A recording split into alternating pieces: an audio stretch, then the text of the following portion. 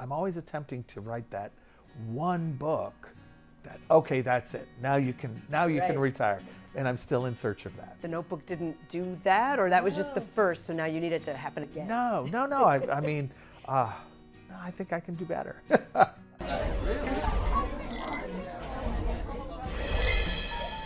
Nicholas Sparks, best-selling author, more than 20 books that have all gone on the New York Times best-selling list. The new book is called Counting Miracles. Yes. Cheers. Thank you for the iced tea. Absolutely. We are at the Pig and Whistle, kind of right near Rockefeller Center. The drink is always about how somebody got to where they are. Sure. How have you become such a prolific author? Long story, but we'll keep it short. Loved to read when I was growing up. Loved a good story. Your mom used to get books out of the library, I saw. Is that right? We'd go to the library and she'd come back with a stack of books she'd read over a couple of weeks. I remember I have great images of my mom reading, let's say, Clan of the Cave Bear by Jane Austen, just one of the great books. Probably the most important thing I was doing when I was young, through my teenage years, was running. I ran track and field, and I ended up getting a scholarship to Notre Dame. I go to Notre Dame, which break the school record, which is nice, which I still hold, by the way. Wait, you still hold the record in track? I do. In which race? It's the 4x800 relay. So yeah, if you go to Notre Dame, you go to the track and field record board, you'll see an N Sparks. That's me, right. Anyway, that was my freshman year, and I ended up getting injured that year as well. I was kind of going mentally and emotionally crazy because track and field was everything. And my mom got tired of me pouting. She basically said, look, don't just pout, do something. I said, what? She goes, I don't know, go write a book. And I said, okay. I wrote a horror novel. It was terrible. The most important lesson I learned was that I had it in me to finish a novel if I started it. You could do it. Right, I knew I could finish. You do a little bit of writing that's never been published. It seems like then you take a few years, right? You get into pharmaceuticals? Sure. I was married, have a wife, have a child, and the wife basically says, you got to get a real job. So I said, okay, become a pharmaceutical sales representative. Life is great. What motivates you to start the Notebook? Well, that was a midlife crisis. What do you want? It's not that simple. What do you want? I don't want to die just saying I'm just a sales rep. Not that there's anything wrong with that. I just said, I just didn't want that on my tombstone, so to speak, that I didn't even chase any goals. So I said, what can I do while keeping my day job? What can I do in the evenings? And I said, I know, I'll try writing at night. You write your most famous book Yeah. in your off hours. In my off hours. How, and it was your first published book, Nicholas. Yeah. Like, how does that happen? Most people need a few, they need a few attempts before they get like the bestseller. Yeah, it was pretty amazing. He's going to show you how long ago I did this. But when my agent said, hey, can you send the manuscript up, right?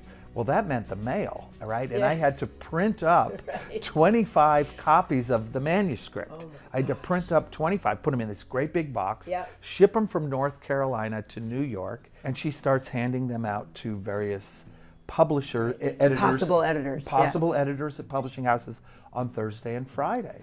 And by that Friday night, 2 days later, she said, I think we might have something big, right? You got an advance, $1 million? $1 million right up front. And that's a lot of money now, and it was a lot of money then.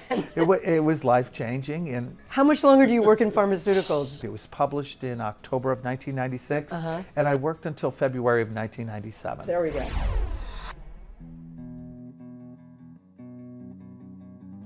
The Notebook's a huge success. It's a movie eventually. Right. Wasn't over. Still isn't over. It was a good first book. Yeah, it's a pretty good first book. How do you then do the second and the third and the fourth? I mean, because it's almost a little intimidating, isn't it? When you do so well on your first book, then you have to try to capture that magic again. And I had a couple of choices. Do I want to do what I did the last time? Hey, let's do another elderly couple. They're struggling with something in the end. Or do I take basically what the book was about, which is this is a story of everlasting love. And so I said, well, why don't I do another love story, but change that part of the theme. And I chose love after loss, or love after grief. And that was inspired by my dad after the death of my mom. That's Message in a Bottle. And that was Message in a Bottle. Is she in bad shape? No. Neglected, underappreciated. I know how she feels. You seem drawn to these stories about long love, relationships. Is it because you love it? Is it because you know those are the books that people want to read? Is it both? Well, it's certainly, I think, what people expect, and so I do try to write something that my readers will enjoy. Expect from you. Yeah, exactly. I certainly wouldn't be where I am without the readers, and if they want a love story, I'll do that. The challenge is, of course, to make it different every time, and I do that by varying the themes. You had Everlasting Love for the Notebook, Love After Loss, then I did First Love, and then I did Love is How You Can Save a Person. Then I started mingling themes, love and mystery, love and danger, love and the supernatural.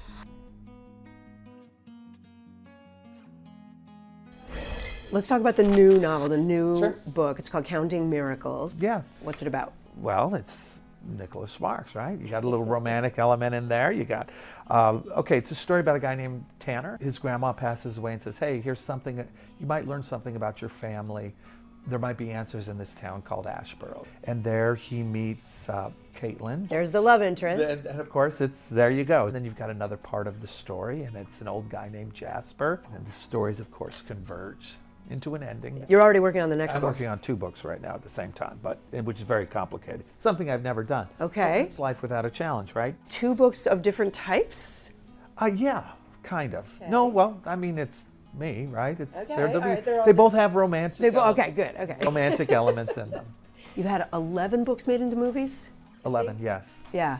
And more on the way. You've been involved in a lot of those movies? Produced some, wrote screenplays for other, executive produced some, sure. Is Counting Miracles already going to become a movie? Amazon has bought the rights, and Alan Richson, the guy who plays Reacher, will play Tanner. So that's exciting. That's exciting. What is next for you? Do you see yourself just continuing to produce, just continuing to write? Is there anything I'm missing that you're, oh no, I'm actually going to start skydiving? I don't know. Well, shoot, I've done most of that too, right. It's interesting. I'm kind of in a position where I've done most of what I wanted to ever dreamed about. I've traveled the world. I have great friends, great family, see the kids. I'm a grandfather now, so that's a lot of fun. Congrats. So I always tell people that I'm going to continue to write, most likely, as long as I have a story worth telling. I'm always attempting to write that one book that, okay, that's it. Now you can retire. And I'm still in search of that. And you don't feel like the Notebook didn't do that, or that was just the first, so now you need it to happen again? No. I mean, I think I can do better.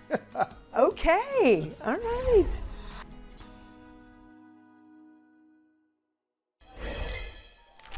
If you weren't an author, what other job would you most like to have? Track coach. Which actor perfectly captured one of your characters? You got to go with Ryan and Rachel as Noah and Allie. Is there a trick to getting over writer's block? Nobody gets everything right the first time. Just throw down ideas. Put something down on paper, maybe 95% of it's wrong, but 5% gives you the chance to build. What gives you hope right now? What gives me hope is that people change less than you think they do over time. Technology changes, the world changes, different people get elected. In the end, joy is joy.